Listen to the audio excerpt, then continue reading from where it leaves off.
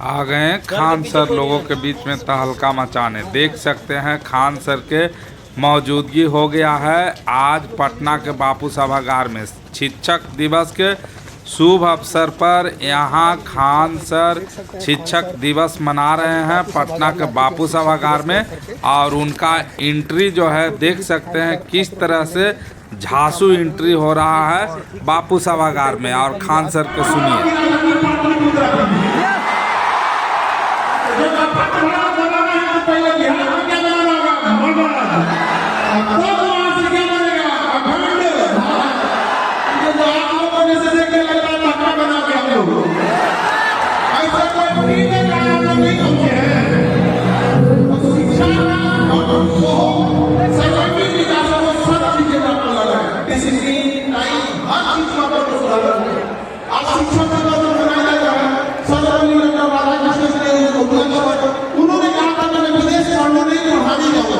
सोचिए उस समय क्या जरूर रहा होगा कि मैं विदेश पढ़ने नहीं पढ़ाने जाऊंगा।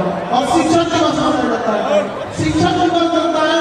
शिक्षक का आपको क्या है भैया, सब हमेशा अपने बच्चों को शिक्षा देने वाला, सबसे शिक्षा देने वाला। ध्यान से देखेंगे तो विद्यार्थियों की अगर कोई छोटी मोटी गलतियां हो उसे क्षमा करने से फिर से आगे ले जाना। तो क्या अगर आपने कोई कमियां हैं तो पहले इस कमियों को चिन्हित करेगा, फिर आपको इस कमियों के बारे में अवगत कराएगा, फिर स्वयं खड़ा होकर आपको उस कमियों को आप ही के हाथ से दूर कराएगा। वो हो जाता है शिक्षक। हालांकि कई बार इधर देखेंगे तो शिक्षा व्यापार बन गया है। मतलब कुछ इसको देखो वो पैसा कमाने में लगा था। आज से 5 साल पहले जब कोरोना लगा था तो 11 रुपये में बैच लाए थे, तब लाख रुपए तक में बैच दिए जाते थे, दिए जाते थे ना। आज देखिए बसंती तो क्या डब्बा भी ना, आज सबको बांट लिया गया कि नहीं लिया गया। उसकी भी शुरुआत कहाँ से हुई? मगध से। महात्मा बुद्ध भी कहाँ से ज्ञानी है? मगध से, इसी धरती से। महावीर स्वामी भी,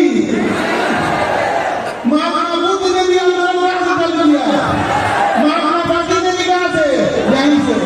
और जो शिक्षा की क्रांति है जो आज पूरे देश में देखिए एकदम हर इंसान कर सकता है। आज सब लोग भी फीस हम बोलेंगे कि नहीं। अब देखिए हम लोग का उद्देश है कि एजुकेशन को एकदम सस्ता किया जाए, बच्चों को समझ में आना चाहिए। आज कोई कहेगा कि फीस महंगी है, अब कोई ऐसा कह सकता है कि ये से हमको समझ में नहीं आया है, तो ग्रामीणता भी उसके कहने का हम समझ गए। अच्छा ये बात कोई कह सकता है कि पढ़ाया क्या नहीं आया है, अरे भाग आता है, इधर करो उधर आएगा, आता ही नहीं आता है। इस बार नीट की परीक्षा सबसे टफ हुई थी, लेकिन थैंक गॉड हम लोग को ये नहीं कहना पड़ा कि हम लोग नहीं पढ़ते थे और उस बार एकदम नीट ने दुश्मनी निकाल लिया था। तो अभी हम कुछ बच्चे आए थे तो बाहर मिले थे, तो उन बच्चों का कहना था कि सर एक तो तैयारी 4 की परीक्षा में बिना लेट हो रहा है और ओकरा में से हम लोग से फीस लिया जा रहा है, आप इसके लिए भी कुछ कीजिए। तो देखिए एक तो सरकार को सोचना चाहिए कि इतना देर का ही नहीं रखा है भाई, अगर चुनाव में वैकेंसी देना है वो खत्म होने जा रहा है, जल्दी जल्दी करो। और वैकेंसी कम करा रहा है, दरोगा का देख लीजिए वो अटका के रखे हुए हैं। अरे भाई 1-2 साल से सुनते सुनते 2 बार सिलेबस खत्म हो गया। तो इन सब लोगों के लिए भी हम लोग व्यवस्था कर रहे हैं और खास करके तैयारी वाले बैच वाले बच्चे के लिए, क्योंकि वो एकदम गेटे पे रोक दिए थे। उनका कहना था कि सर पैसों नहीं है, घर वाला पैसों नहीं दे रहा है, क्या करें उनको लिए। तो उन लोगों ने कहा कि सर आपको एकदम गेटे में रोकिए। हम कहे जा भाई तुम लोग को हम जो बैच हो चुका है वहाँ पर सर रिकॉर्डेड बैच दिला दीजिए, क्योंकि अब घर से पैसा नहीं आ रहा है। हम कहा ठीक है जाओ तुम लोग को 99 रुपये दे देते हैं, रिकॉर्डेड पूरा पढ़ लेते हैं। अब वैकेंसी लेट हो जाती है तो आप लोग को भी क्या होता है कि कई बार घर से इतने ही पैसे मिलते हैं 6 महीना 7 महीना पढ़ने के लिए, उसके बाद घर वाले भी कहाँ से देंगे, उनके पास पैसा भी तो रहना चाहिए आपको। तो ऐसा नहीं है कि किसी सेक्टर को छोड़ा जाएगा, हर एक सेक्टर को बेहतरीन ढंग से करना है आप लोग को। इसमें आप लोग का सहयोग बहुत जरूरी है और हमेशा से आप लोग का सहयोग रहा है। वरना 2-4 मैनेजमेंट के लोग के लिए बच्चों को भी संभाल सकते हैं जब तक आपके अंदर संस्कार और डिसिप्लिन न हो और शिक्षा। देखिए आप लोग जो पढ़ाई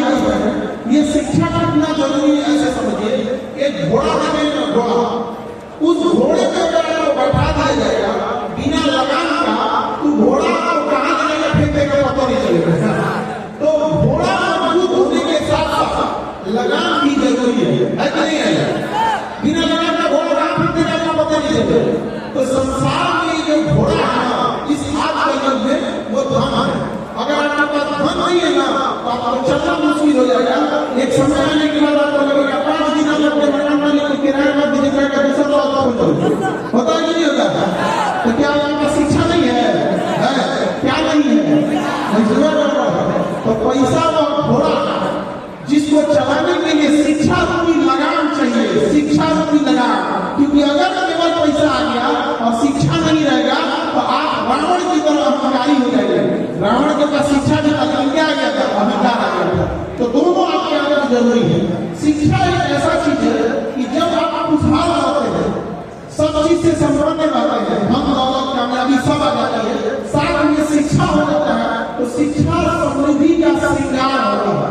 तो श्रृंगार आभूषण का काम करता है। देखिएगा कुछ लोग बड़े विद्वान होंगे, पढ़े लिखे भी होंगे, आचरण बड़ा खराब होता है। तो अगर उन्हें सही मायने में शिक्षा होगा तो उनका एक तरह का श्रृंगार होगा। और शिक्षा एक ऐसा चीज है जो गरीबी में आपको शरण देता है। गरीबी में आपको क्या देगा? शरण देगा। आप में से कोई गुरु बड़ा आपकी घर से नहीं, लेकिन किसके शरण देगा? शिक्षा के शरण। आए नहीं आप उम्मीद है जब नई शिक्षा का पार लगाएगा और यही शिक्षा आपको सहारा बनेगा। अगर आप कामयाब हो गए, सब कुछ बेहतर हो गए, एक अच्छे समाज का निर्माण करते हैं, तो इसलिए शिक्षा बहुत जरूरी है। अगर बिना शिक्षा आपने अपने जीवन की शुरुआत की तो भले आप पैसा कमा लेंगे या कुछ कर देंगे, लेकिन वो वैसा ही है जैसे एक बड़ी इमारत बना दी और नींव खोदना भूल गए, बुनियाद अच्छा सही नहीं। तो शिक्षा जीवन का एक बहुत बड़ा बुनियाद है, उससे कभी निर्माण नहीं कीजिएगा। और शिक्षा का अर्थ क्या होता है कि अपने अंदर एक समझ विकसित करना। उद्देश्य शिक्षा का अगर कभी जीवन परिस्थिति आए तो हम पैसे से एक अच्छे ढंग से इससे निकल सकते हैं। लेकिन अगर केवल आप ज्ञान पास करने के लिए पढ़ रहे हैं तो शिक्षा का कोई मतलब नहीं है, कोई मतलब नहीं बनेगा उस शिक्षा का। क्योंकि शिक्षा अगर ज्ञान के लिए नहीं बल्कि केवल और केवल नौकरी करने के लिए करिएगा तो नौकर करके रहेगा। लेकिन जब शिक्षा ज्ञान के लिए कीजिएगा और नौकरी को एक साधन है परिवार चलाने के लिए, लेकिन बहुत बार आप देखिएगा हम सारे बच्चों से कहते हैं कि आप सब नौकरी इसलिए लीजिएगा कि फिलहाल आपके परिवार को जरूरत है पैसे की और पड़ोसी को जरूरत है कामयाबी के तमाचे की। जब ये हो जाएगा पढ़ी चलता है सब, तुम लोग को पढ़ने नहीं देता होगा सब, लड़की लोग के साथ मिलना नहीं होता। और जब तुम लोग पढ़ रही हो माता पिता से ज्यादा वो पूछता है क्या पढ़ रही है, थोड़ा कुछ दिक्कत है नहीं समझ आ गया। कोई ढेर पूछे तो माना ना, एक महीने का हॉस्टल करते दीजिए, चिंता करते हैं एक जब वो तुम लोग से भाई तुम्हारी क्या मामा तुमको पढ़ा रहे हैं, कितना मेहनत से पिताजी पैसा दे रहे हैं, पड़ोसी से तो नहीं चाहता। तो कामयाबी इसलिए कि पहले खुद को स्टेबल करना है और दूसरा पड़ोसियों का मुंह बंद करना है। हम आगे निकाल रहे हैं। शिक्षा का अपने से केवल नौकरी मांग रही है। जब ये हो जाए तो इस शिक्षा के दम पर आप एक अपना बढ़िया कोई एंटरप्रेन्योरशिप, कोई उद्यमी, कोई व्यापार, कोई बढ़िया बिजनेस रखिएगा और उसमें उन लोगों को नौकरी दीजिएगा जो नहीं पढ़ सकते। केवल आप अपना पढ़ के नौकरी ले लिया आपका जीवन पूरा वो तो 140 करोड़ हिंदुस्तान वाले हैं, किसके भरोसे छोड़ोगे जी? अरे वो अपने देश वाले हैं। तुम्हें क्या करना है? शिक्षा लेके अपने से करना है। फिर चाहे छोटा हो, कोई भी चीज छोटे से शुरू होती है, कोई भी चीज किससे शुरू होती है? छोटे से शुरू होती है। उसमें आप उन लोगों को रोजगार दीजिएगा जो छोटे मोटे काम करने के लिए दूसरे राज्यों में भटकते हैं। कम से कम जीविका चलाने के लिए अपना राज्य न छोड़ना पड़े। राज्य छोड़ना है तो सुंदर पिचाई की तरफ जाओ, बड़े बड़े मैनेजर, एग्जीक्यूटिव डायरेक्टर, सीईओ बन के जाओ तो ठीक लगता है। लेकिन अगर जिंदगी जीने के लिए 12-15 हजार रुपए के लिए जाना पड़ता है तो अफसोस होता है। तो हम आपसे कहते हैं कि पहले नौकरी लेना है, फिर एक छोटा सा बिजनेस सेटअप करना। इससे दो फायदा है। एक, आप ऐसे लोगों को भी रोजगार दे सकते हैं जो पढ़ाई नहीं करता है। दूसरा, कल को कोई आपको धमकी देगा, कोई सीनियर, कोई नेता, कोई मंत्री कि हज करो मैं तो सस्पेंड कर देंगे, तो जेल में ले जाइएगा सर, टर्मिनेशन फेंक दीजिएगा। थोड़ा सा देर करने से कमाते हैं पैसा, आपको कमाना है रिश्वत से नहीं, बिजनेस कर दीजिएगा, 4 गुना कमाइएगा उससे, फेंक के मारिएगा उसको, ताकि आने वाले समय में ये पूरे डिपार्टमेंट में ये चीज हो जाता है कि केजीएफ का पढ़ा लिखा है, केवल न सुनेगा, जो है वो सुनेगा। तो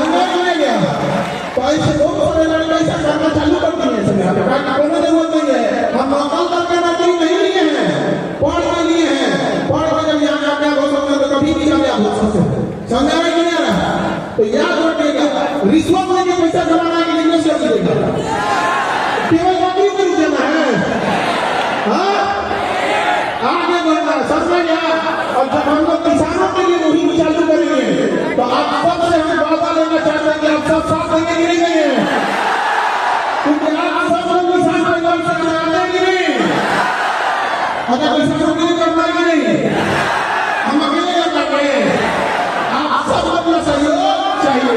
आज देखिए हम इंजीनियर से अपना नहीं है, हम डॉक्टर नहीं है, लेकिन देश से गरीब जो मरीज है वो उम्मीद कर रहे हैं कि आप ठीक कर सकते हैं, जबकि हम डॉक्टर नहीं है। लेकिन पहली बार किसी ने सोचा था कि मेडिकल में कोई गरीब सर्वथा का इलाज करा सकता है। पहली बार गरीब को कोई मरीज नहीं बोलेगा, पेशेंट बोलेगा। आप कोई ये नहीं बोलेगा कि पेशेंट नंबर 40 नहीं, पेशेंट नंबर 40 तब वो आएंगे यहाँ पर। पहली बार ये हुआ, वो नहीं हुआ। और मेडिकल तो अभी बहुत शुरुआत है, अंतिम मंजिल में किसानों को सुधार करना है और सुधार करके रहना है। बस आप लोग का सहयोग की जरूरत है, रहेगा कि नहीं? अभी इसके बाद नींद वाले बच्चे आ रहे हैं, अरे वही तो अपने मेडिकल हॉस्पिटल में भीड़ है। जब हम लोग इसकी दिमाग में आइडिया आया था कैसे से किसी गरीब को भी इलाज करा सकते हैं, तभी हमने उस समय 2023 में नीट का बैच करके स्टार्ट किया। उस समय में लोग लग रहा था कि पहले नीट का बैच स्टार्ट किया, और समझ में आ रहा है कि पहले स्टार्ट किए थे। उधर लगेगा डॉक्टर, इधर खुलेगा हॉस्पिटल, न उसको बेईमानी का शौक, इधर भारत में केवल से पूछोगे कैंसर बेईमानी करेगा तो दुश्मनों में लगाएगा कि ना वो आदमी कोई सो में बेईमान नहीं है, बोलेगा कि नहीं बोलेगा? जो पानी पी के भी नहीं जाता वो नौकरी करेगा कि ना बेईमान नहीं है। हर किसी को होते रहता है, ये देश है। लोगों ने सिंगा मैया को अगली में बैठा दिया तो हमको ने एक चीज मसाला है हम छोड़ेगा, लेकिन ऐसे लोगों को ध्यान नहीं देना होगा। ये शुरू से पैरासाइट की कोई कमी नहीं है, बोलते रहे जवाब बराबरी को छोड़ते रहे, समझा नहीं आएगा। आपको किसी को माचिस से नहीं चलाना है, कामयाबी से चला देना। आप सब लोग का ग्रामीण में कुछ ना कुछ ऐसा होगा ना, इस इंतजार में बैठा होगा कि तुम असफल हो गया, तुम्हें ताने मार के जीने नहीं देगा। लड़की लोगों को खास कर तुम्हारे घरे में भी 4 मिलेगी, रिश्तेदारों में मिल जाएंगे, नहीं मिलेगी सर। उन्हें 40 में एक लोग तो हॉस्टल में इंजॉय करना है, और जब प्राइज में जाए हॉस्टल में महंगा है सस्ता, जब इनकम पार्टी से सबसे सस्ता होना चाहिए। तो तुम लड़ने नहीं करते हो, अपने लिए लड़ना सीखो। याद करो आपसे 1 साल पहले से कई बार आप हमारे मुंह से ये सुने होंगे कि सरकार जीएसटी ज्यादा दे रही है मेडिकल इंडस्ट्री से। जब हम सवाल उठाते थे तो लोग कहते थे पॉलिटिक्स कर रहा, अरे हम पॉलिटिक्स बढ़ाते हैं, पॉलिटिक्स बढ़ाते हैं, करते नहीं है।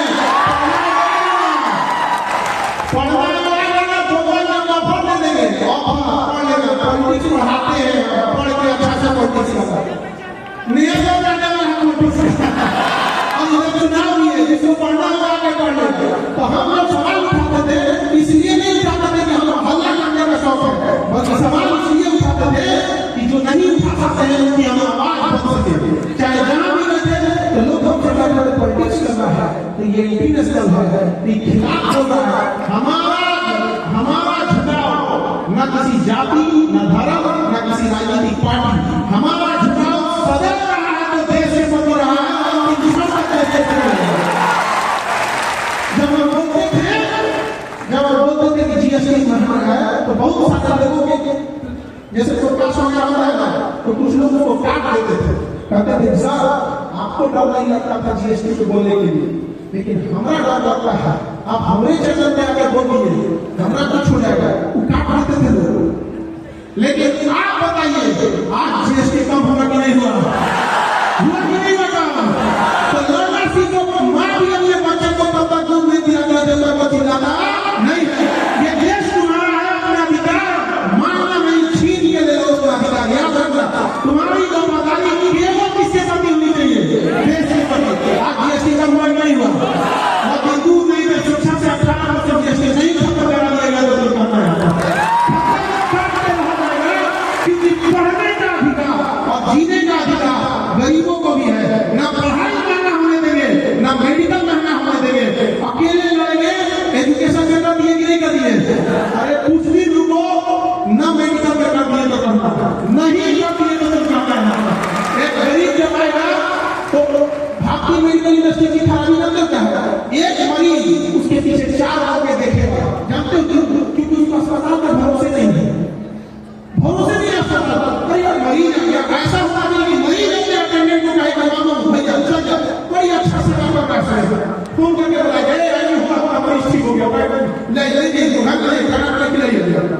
इंडस्ट्री से कैसा हुआ है।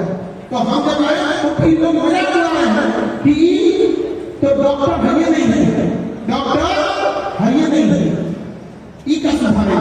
अरे बाबू शिक्षक हुआ हो रहा है जिसके रोग में निर्माण और अप्लाई खेलते हैं। बहुत हो गए यहाँ पर लड़ाई, अब नहीं होगा यहाँ तब दिखाई लगे नहीं दिखाई देगा। और केवल हम लोग नेता थोड़ा जो कहते हैं करेंगे नहीं, इधर बोले उधर काम स्टार्ट हो गया। और नेता और शिक्षक में अंतर होता है, नेता बोल के बुला जाता है, नहीं करता गया। अच्छा चीज है, एक नेता जी से हमारा थोड़ा सा समझा बोले, हम उनसे कहें सुनिए ना, अब कहीं कोई बोलेगा नेता तो 10 आदमी सुनेगा कि हाँ ठीक है बोल रहे हैं, लेकिन शिक्षक के बारे में बोलेगा तो 10 आदमी आप कहीं से कहेगा शिक्षक को कहा करो, क्योंकि केवल हम नहीं प्राचीन से ही देखिएगा तो भारत में शिक्षकों ने जो सुधार जो करने का प्रयास है वो शुरू से ही किया। तो आप सब लोग का भी सहयोग सबसे जरूरी रहता है, और आप लोग यही सहयोग से हम लोग हैं, मतलब आप नहीं रहेंगे, आप लोग का सहयोग नहीं रहेगा तो हम लोग किसी काम के हैं। तो शिक्षक और विद्यार्थी एक दूसरे से प्रति अनुपूरक होते हैं, एक दूसरे के क्या होते हैं। Thank you. क्या करो, बैठो आराम से, बैठो शांति से बैठो। वैसे तो डिस्टर्ब होने के लिए ना बैठिए, आपको बैठने के लिए तो बोल रहा है, बैठिए।